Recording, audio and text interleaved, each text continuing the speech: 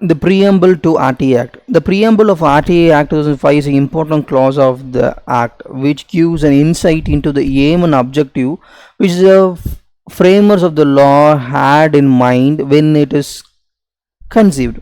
The preamble reads, the Act provides for setting out the practical regime of right to information for citizens to secure access to information under the control of public authorities. In order to promote transparency and accountability in the working of every public authority, a constitution of Central Information Commission and State Information Commission for matters connected therewith or incidental thereto.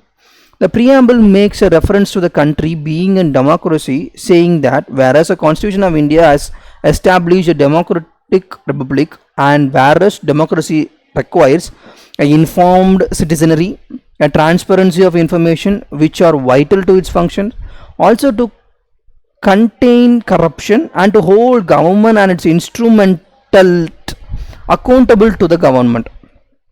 And whereas the relevant of the information is an actual practices like to conflict with other public interests, including efficiency operation of the government, optimum use of limited facial resources, and preservation of confidential to sensitive information.